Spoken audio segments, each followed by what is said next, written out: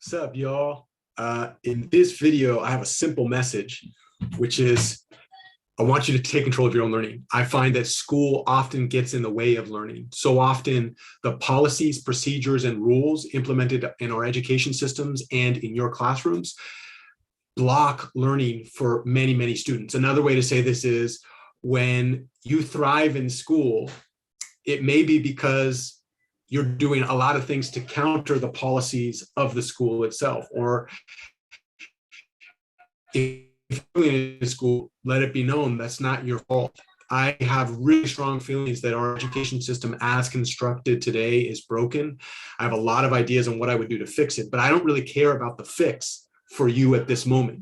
In order to fix this education system, we're going to need decades of grassroots activism at all levels.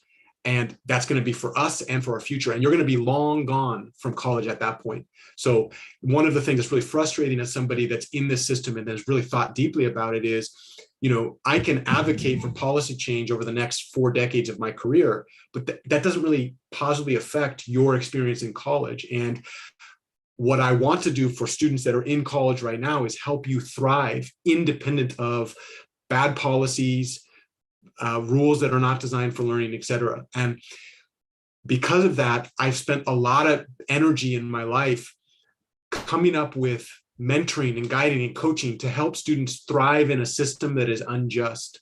So one of my proximal goals, one of my lower level goals, besides transforming the entire education system to be more student-centered, et cetera, is for those of us that are stuck in an unjust system today, what can we do as a team and what can you do individually to navigate this system and get through relatively unscathed? I don't think it's possible to really get through the system and be all right, but I do think it's possible to give you strategies to navigate a system that is unjust. And that's exactly what this conversation is designed to do.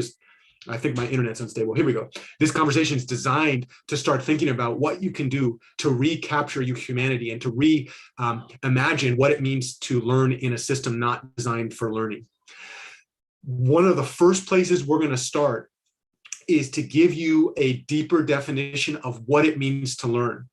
We sell in our college system that college classes are all about learning, and I think that's not true. Here's a quick example of that. How is it possible that we put 200 students in a class with one teacher?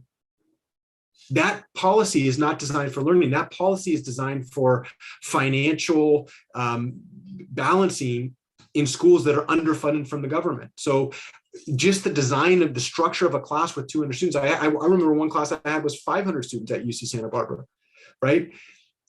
Real learning happens in small groups and happens in mentorships. I like to say that the foundation of learning is community, it's relationships.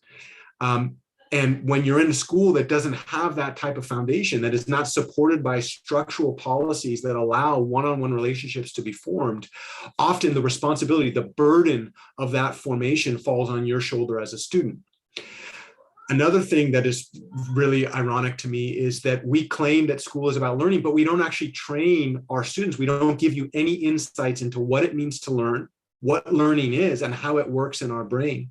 We leave that for you to figure out.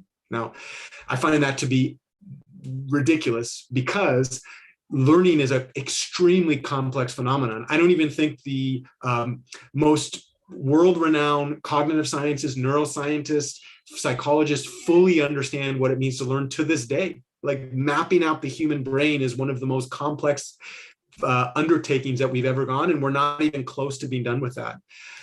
With that said, we have made wonderful progress. And in this video, we're going to talk through some definitions of what I call learning, deep learning, and shallow learning. With these definitions in hand, my hope is that you can start to form a more nuanced understanding of who you are as a learner, what you need to learn, and what you want out of college. Remember that the student makes the school doesn't make the student. The way I like to say this to my students is, I have students that go to Foothill College that get more out of their education than students that go to Stanford. Now, what I mean to say by that is, when there are students that engage at a community college I teach, and ask the questions, look for the opportunities, go through the process of creating value in their education. And if you compare those students to a subset of students at Stanford, there are students at Stanford that really don't understand what that education is about, and are not taking advantage of it, either because they have a super privileged lifestyle, or they've never really understood what college is about, et cetera. And so what I like to say is, it's not the school that makes the education, it's the student that makes the education, right? In this case, what we're going to do is focus really deeply on figuring out what it means to learn, and providing you a model for thinking about what learning means. Let's go ahead and look at one of my blog posts. I'll link to this in the description for this videos. So I have a blog post that I wrote about a year ago, 9 months ago, 10 months ago, called "What is Deep Learning?" We're going to talk through some of the aspects of that in this as a way to highlight what we mean. So deep learning is a concept that I think a lot about, and it is composed of two words, the word deep and the word learning. So what we're going to do is start with the word learning. And I'm going to give a definition of learning from one of my favorite books. This book is called How Learning Works: 7 Research-Based Principles for Smart Teaching. This book is not great from the standpoint of learners. One of my biggest issues with this book is it's written for teachers, which is beautiful. But I'm going to recast this from the standpoint of somebody who is a learner in the system. So really thinking about students in this situation. My heart beats for students.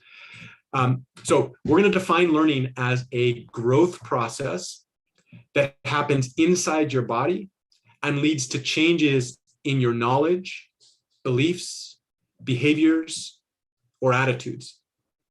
These transformations, these changes occur based on your experiences and increase your potential for improved performance and future learning. So I want to set that as a foundation.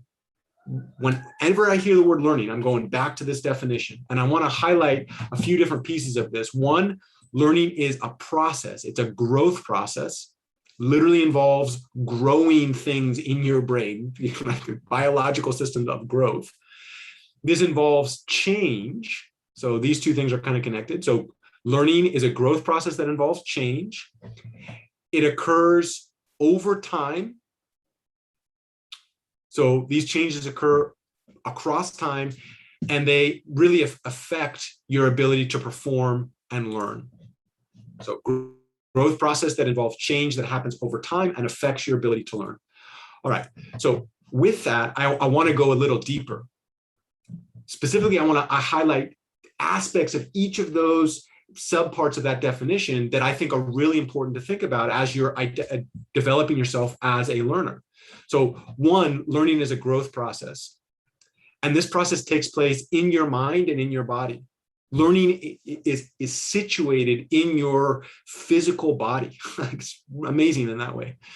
And I want to situate this within science. Learning literally involves activating brain cells, growing new connections between brain cells, and strengthening existing neural pathways, right? So learning is actually a process, a biological process where you activate a brain cell, you grow connection between brain cells, and then you actually myelinate nerve cells. So myelination is a process of wrapping the portions of cells that connect in your brain. And you're either activating brain cells, you're growing connections between them, or you're myelinating those. Those are the kind of the three things that I think about, all of which are growth processes, right? When you activate a cell for the first time, or when you activate it again, you're growing the ability to make that cell fire. When you're connecting two cells together, you're growing a connection. And when you're myelinating, when you're strengthening the connections, that's actually a growth process that you're creating insulation around those, right? Okay, so the second part of this, learning involves changes in your knowledge, beliefs, behaviors, and attitudes. So when you engage in the process of learning, you create new capacities within your body and mind. You're literally changing your physical body and changing the structure of your mind. So why I want to call this out is that learning is a creative process. It's not a process based on domination and control, which is often found in educational systems. This is a process by which you are creating new knowledge. And we can kind of do that in a few different ways. One, we can create new functional properties of the cells, neurons in our brain, or we can build stronger connections between neurons in our brains, right?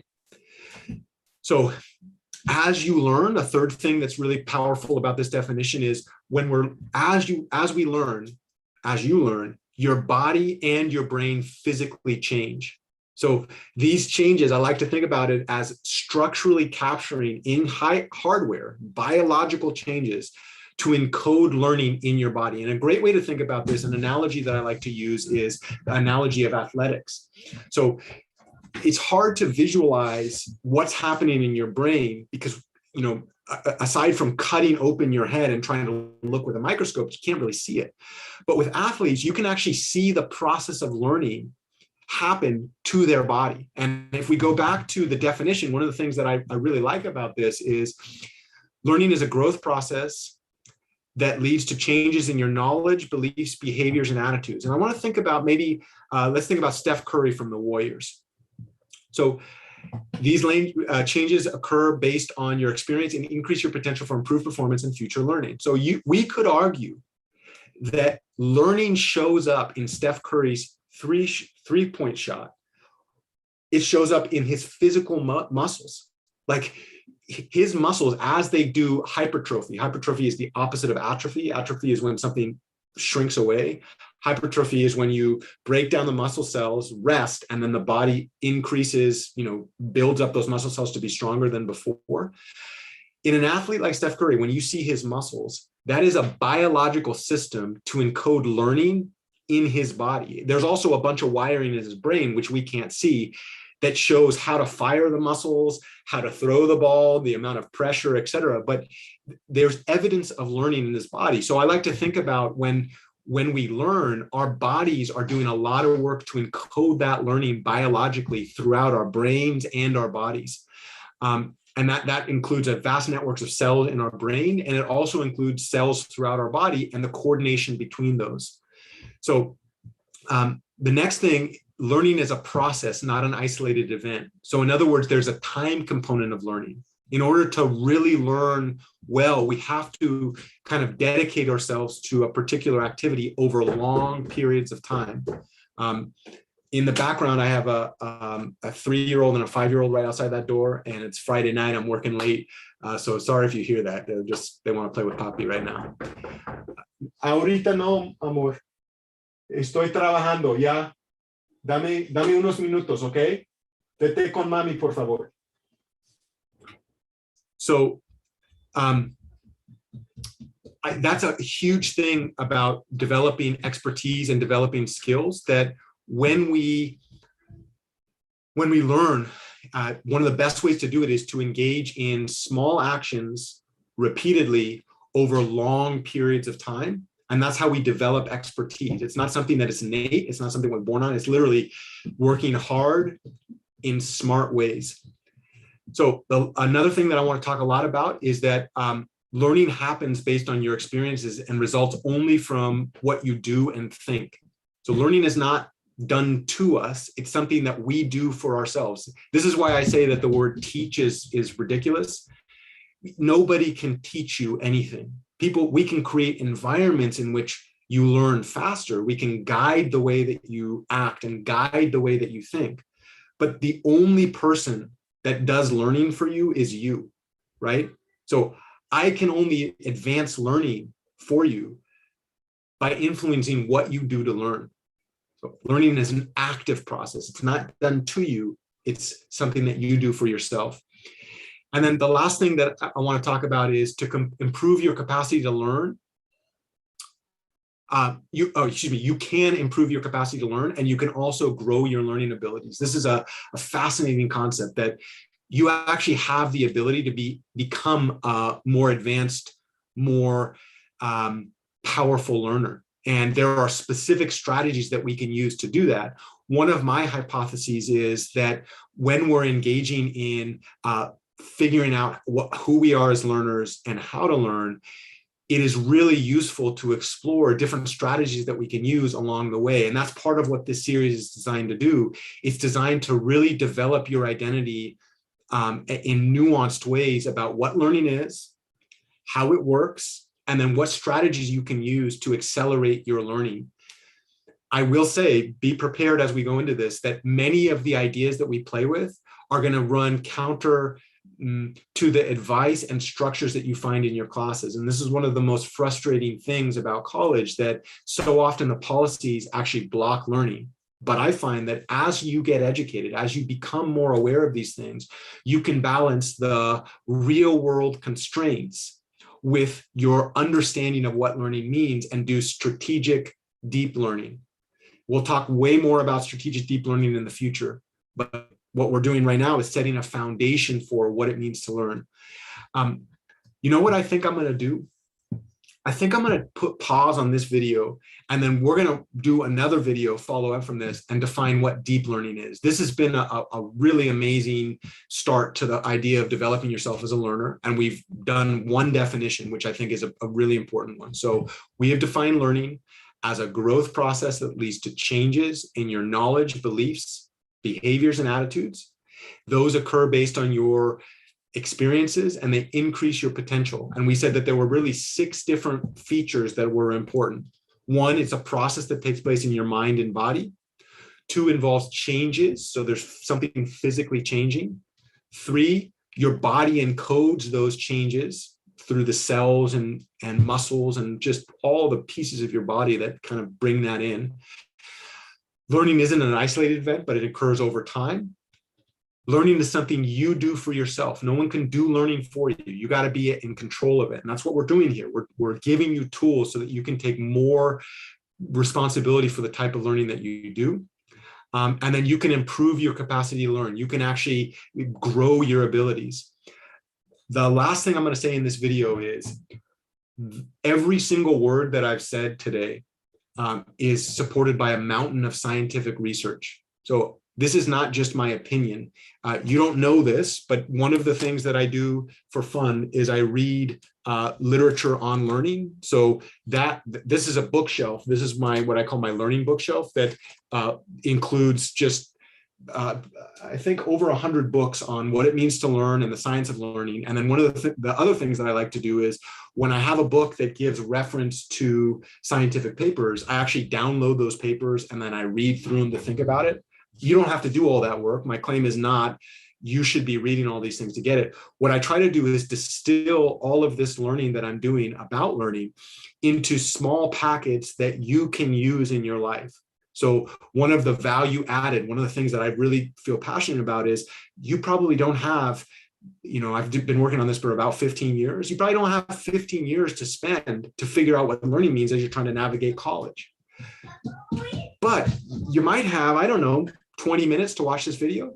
And if I can give you some value, some insights into some of the major lessons that I've learned in doing this, that you can then use and leverage to navigate college, well, then the hope is that you're more able to succeed in your classes independent of your teachers, right? But I want to situate that because this is all based on research in neuroscience, cognitive science, and psychology. And for those interested viewers, I'm happy to point you in those directions. One of the first books I would encourage you to read is this one. I've read this book 2 times and I've taught it. It's a great one.